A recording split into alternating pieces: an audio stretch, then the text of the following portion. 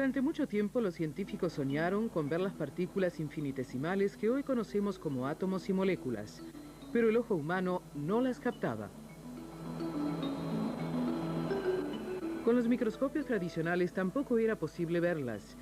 Finalmente, el microscopio de efecto túnel hizo posible la penetración en el gran reino de los átomos, el nanocosmos. El físico alemán Gerd Binning y su colega suizo Heinrich Rohrer recibieron en 1986 el premio Nobel por este revolucionario invento. Con él se abrió la puerta a un mundo en el que todas las cosas son unas 50.000 veces más finas que un pelo humano. El secreto se halla en el interior del microscopio, donde una finísima punta de metal del tamaño de un átomo se acerca a una superficie. Este modelo muestra la punta del microscopio y los electrones que rodean los átomos de la superficie. Cuanto más se acerca a la punta, más electrones captura. Los electrones entran en ella como si se tratara de un túnel. Cuando la punta alcanza la distancia correcta, empieza a palpar los átomos como lo hace un ciego al leer un texto escrito en braille. Las primeras imágenes del nanocosmos fueron obtenidas con este método. La sorpresa: no existen las superficies lisas.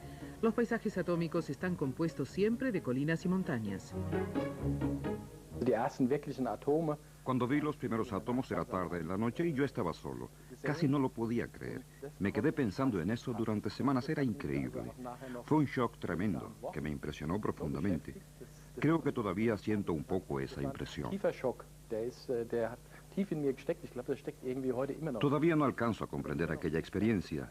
La sensación debe ser como la del primer hombre que vio la Tierra desde afuera. Es ver algo que nadie ha visto. Es difícil describirlo y casi imposible asimilarlo.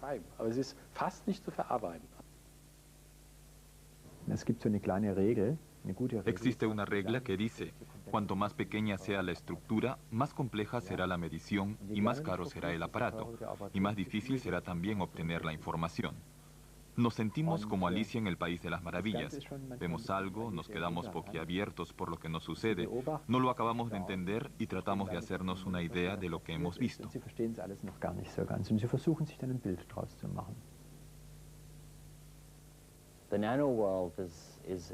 El nanocosmos es un mundo singular y bello. Es un mundo en el que todo puede ser absolutamente perfecto, en el que en lugar de granos o puntos, vemos bolitas dispuestas todas en un perfecto arreglo. Y cada una de estas bolitas es un átomo.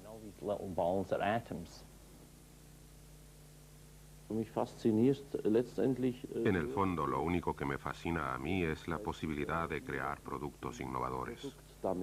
La nanotecnología es para nosotros una herramienta, un medio para conseguir un fin. Esta herramienta nos permite desarrollar materiales con nuevas funciones y lanzarlas al mercado. Reconozco sinceramente que no me emociono mucho al ver las nanopartículas, aunque sí hay fotos muy bonitas de ellas. El paso entre la observación de los átomos y su manipulación lo dio hace algunos años el catedrático muniqués Wolfgang Haeckel al rasguñar accidentalmente una muestra de cromosomas con la punta del microscopio. En este momento Haeckel se dio cuenta de que además de observar las moléculas, también era posible desplazarlas. A partir de esta experiencia, la punta del microscopio se convirtió en una verdadera herramienta. El accidente de entonces lo repiten ahora los científicos de forma sistemática. La manipulación genética tan común en nuestros días no hubiera sido posible sin esta nueva herramienta. Los científicos de la Universidad de Münster lograron con un método propio grabar estructuras infinitesimales sobre una película ultrafina.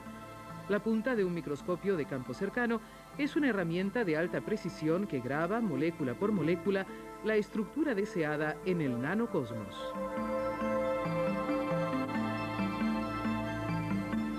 El desplazamiento calculado de los átomos individuales permite dominar el nanocosmos. Con ello empieza la era de la nanotecnología.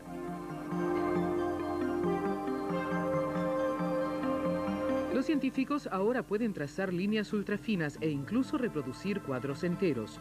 Uno de los mayores logros hasta la fecha ha sido la reproducción de la paloma de Picasso en nanoformato.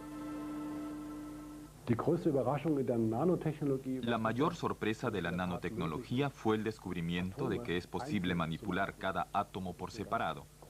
Este fue un gran desafío desde el punto de vista experimental.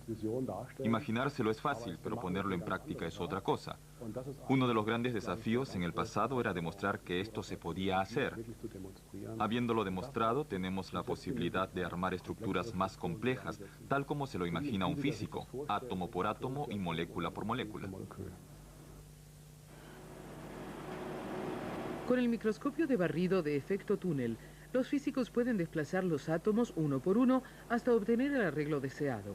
En el futuro, la manipulación superficial permitirá fabricar materiales con una infinidad de propiedades nuevas.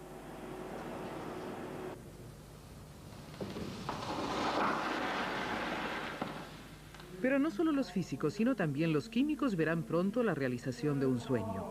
Los alquimistas intentaron durante mucho tiempo obtener oro en sus laboratorios a partir de materiales muy sencillos, pero jamás descubrieron el secreto de las partículas infinitesimales.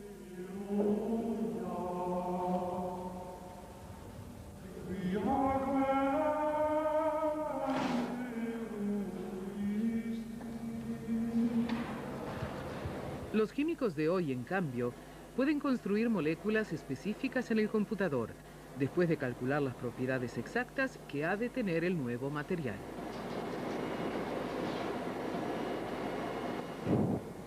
De 2 moléculas de naftalina, un producto común que se utiliza para combatir las polillas, se obtiene un material con propiedades totalmente nuevas. En el laboratorio del Instituto Max Planck de Maguncia se obtiene a partir de esta síntesis un líquido que emite luz de distintos colores y que además es un excelente conductor eléctrico. Una mirada a través del microscopio de fuerzas demuestra que las moléculas luminiscentes también son capaces de almacenar información.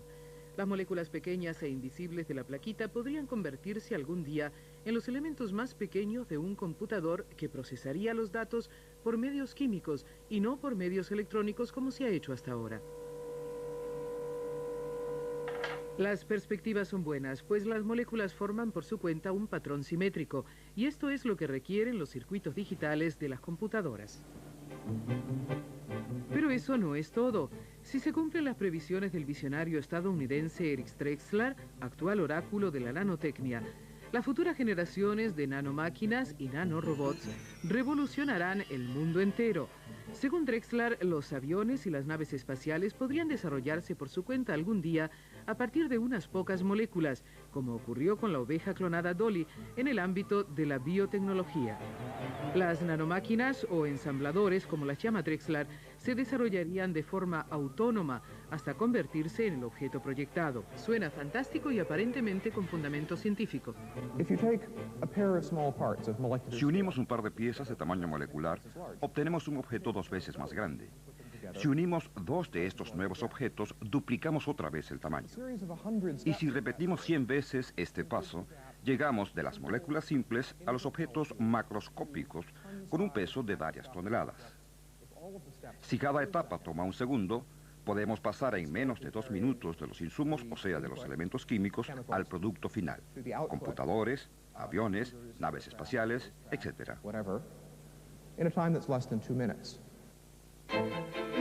Según Drexler, este proceso podría desarrollarse en cualquier hogar. Al pulsar un botón, un programa de computador iniciaría el crecimiento ultra rápido de las moléculas.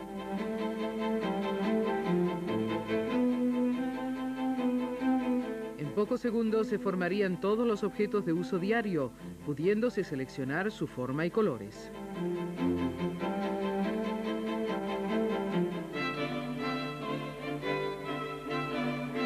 Drexler sugiere que en el futuro los muebles también podrían fabricarse de esta manera. La nanosíntesis permitiría prescindir de materias primas escasas, tales como la madera.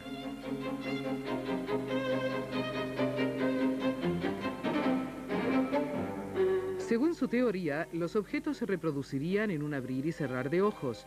Gracias a ello podríamos estrenar cada día un juego de muebles y eliminar para siempre la basura, pues cualquier objeto podría transformarse en otro. El mundo científico no está convencido de que así será el futuro.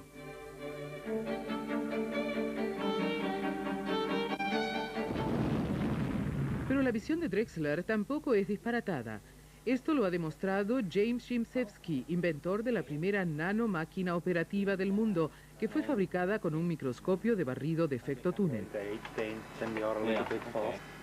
La nanomáquina de Szymczewski funciona de forma autónoma, no sufre ningún desgaste y no requiere ningún tipo de energía externa.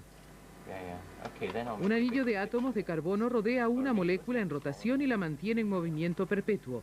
Esta máquina ha estimulado la discusión sobre el futuro de la nanotecnología.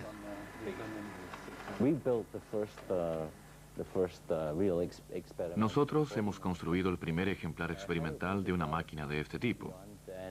En cuanto al desarrollo futuro, no sé qué rumbo tomará. Las visiones del Dr. Drexler se basan ante todo en máquinas clásicas, como podría ser la caja diferencial.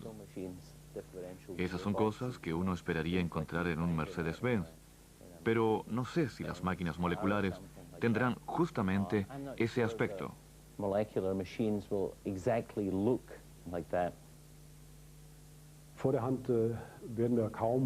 Por lo pronto no habrá nanomáquinas o nanoensambladores que puedan armar automóviles o aviones completos. El único campo donde funciona ese principio es naturalmente la biología, pero se trata de mecanismos muy complejos que apenas empezamos a entender. Estoy seguro de que la imitación técnica se hará esperar todavía.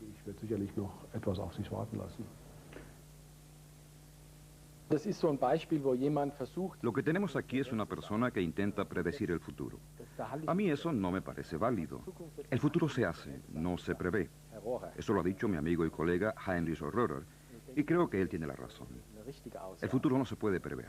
El futuro hay que hacerlo. Aquello de plantearse todo lo que puede ocurrir es algo que le corresponde a la ciencia ficción, y la mayoría de sus previsiones incluso son correctas. Es por eso que la previsión del futuro dentro de la ciencia ficción funciona y tiene su validez, pero hay que distinguir claramente entre la ciencia ficción y la ciencia. La arena finísima de cuarzo contiene silicio, la materia fundamental que da vida a nuestras computadoras. Los microchips de silicio se han convertido en un motor de nuestra economía. La microelectrónica es ahora una industria clave. Pero pronto se habrán alcanzado los límites técnicos de la miniaturización. El tratamiento de datos y las aplicaciones de cálculo exigen una capacidad de proceso cada vez mayor. También en este ámbito, la nanotecnología es la palabra mágica del futuro. Los expertos calculan que en el año 2010, la industria informática invertirá entre 500 y 1.000 millones de dólares en aplicaciones nanotecnológicas. En el laboratorio de investigación de IBM, el equipo de Gerd Binning y Peter Fettiga construyen el primer computador del mundo fundado en la nanotecnología. 1000 puntas de microscopio se desplazan como un 100 pies sobre una superficie de trabajo de solo 3 milímetros cuadrados. Cuando las puntas tocan la superficie del chip, los átomos se iluminan, como vemos en este experimento.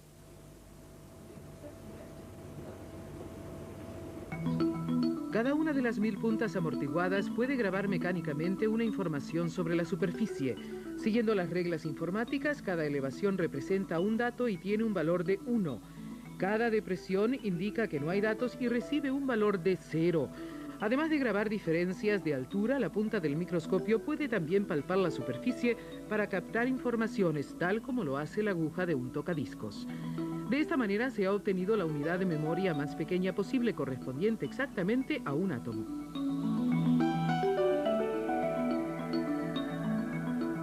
Si el 100 pies ejecuta correctamente todas sus funciones, se habrá alcanzado muy pronto el objetivo previsto. Una memoria informática 1000 veces mayor que las memorias disponibles actualmente, cuya capacidad máxima se mide en gigabytes. En caso de conseguir este objetivo, la manipulación consciente de los átomos tendría su primera aplicación práctica. La nanotecnología también está llamada a cumplir un papel importante en el ámbito de las telecomunicaciones.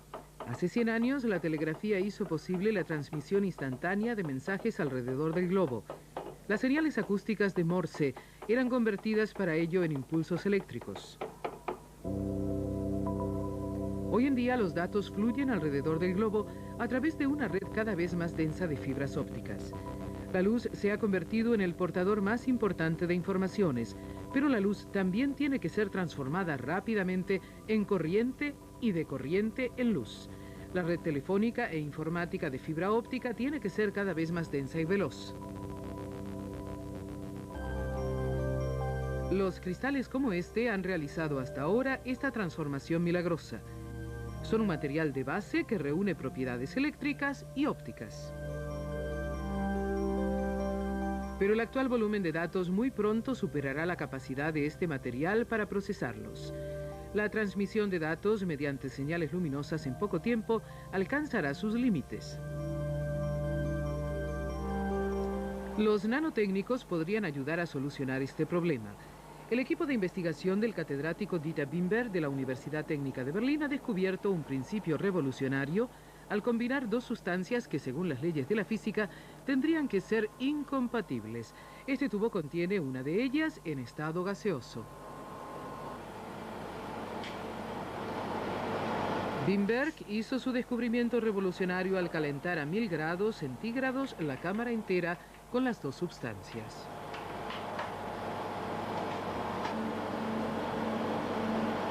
El gas en el tubo, al calentarse, forma un chorro de moléculas que bombardea la superficie. Cuando esto ocurre, se forman pequeñas pirámides cuyo tamaño es exactamente 10.000 millones de veces menor que el de las pirámides de Gizeh en Egipto. En un instante se crean miles de millones de estas pirámides. Al excitarlas con una corriente eléctrica, encierran primero los electrones y luego los entregan otra vez en forma de luz. Cada una de estas pirámides mide 10 nanómetros. Conjuntamente, las pirámides emiten un rayo hasta 1000 veces más pequeño y rápido que los rayos láser empleados hoy en los lectores de disco compacto. Como en los casos anteriores, hubo que recurrir al microscopio de barrido electrónico de efecto túnel para ver cómo se desarrollaban los procesos en el nanocosmos. En solo 5 años, el nuevo láser podría disolver los atascos en Internet, introducir una generación nueva de televisores o llevar a la construcción del primer computador láser. Gracias a este proyecto, la Universidad Técnica de Berlín se ha puesto a la cabeza de uno de los 6 centros de capacidad tecnológica alemanes seleccionados mediante un concurso patrocinado por el Ministerio Alemán de Investigaciones. El sector industrial de Estados Unidos y más aún el de Japón apuestan cada vez más por la nanotecnología. La industria alemana, en cambio, manifiesta un optimismo reservado. Los centros de capacidad tecnológica de Alemania están llamados a despertar el interés en la nueva tecnología.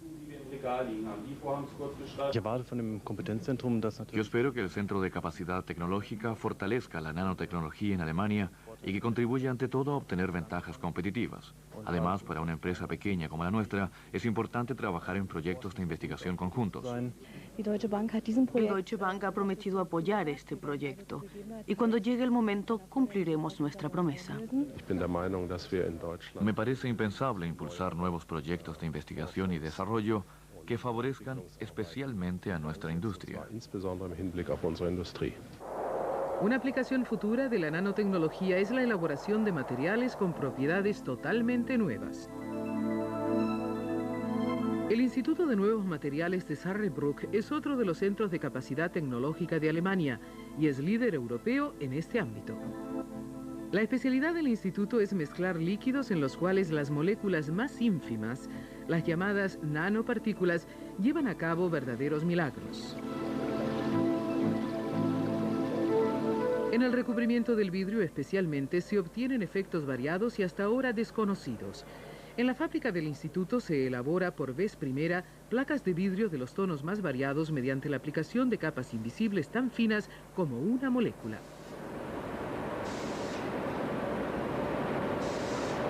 El control de calidad del vidrio después del secado demuestra que la disposición autónoma de las nanopartículas provee de un tinte uniforme sin necesidad de utilizar colorantes. Pero eso no es todo. Los nanolíquidos también confieren al vidrio otras propiedades. Este vidrio, por ejemplo, es muy resistente al rayado. Ni siquiera la lana de acero puede raspar la parte tratada del vidrio en el lado derecho de la imagen.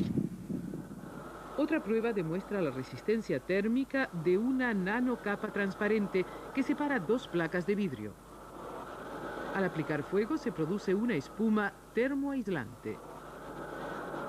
La placa protegida demora bastante en calentarse, pero por mucho que se caliente, no se rompe por acción del calor, permanece intacta.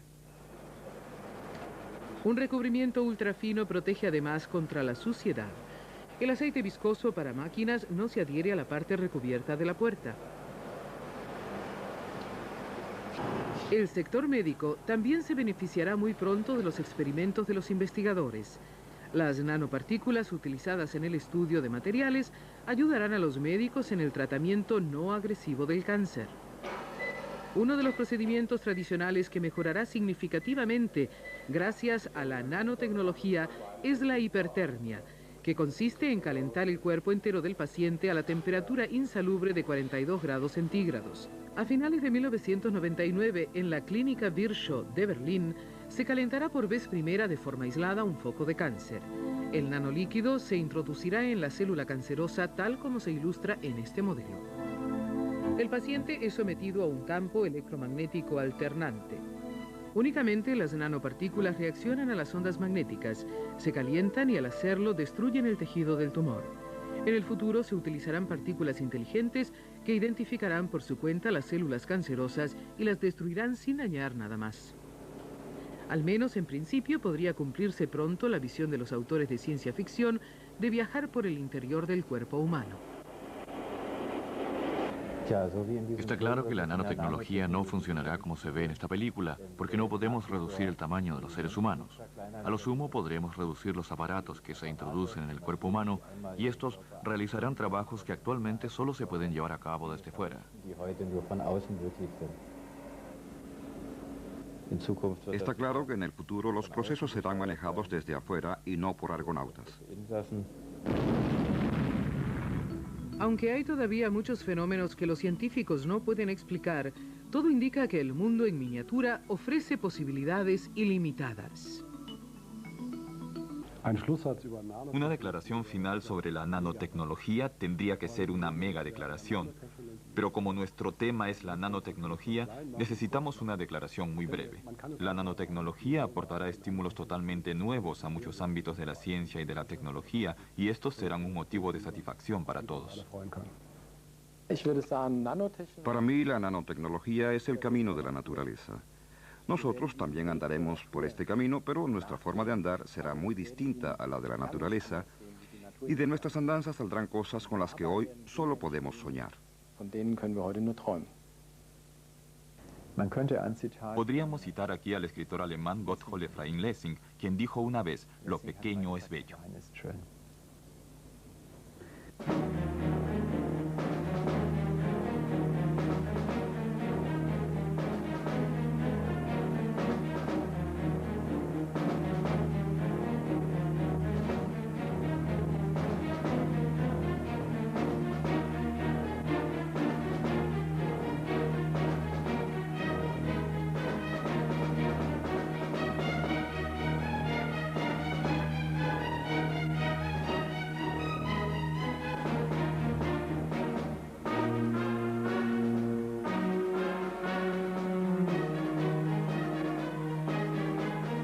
Told their delegates, vote for whoever you want.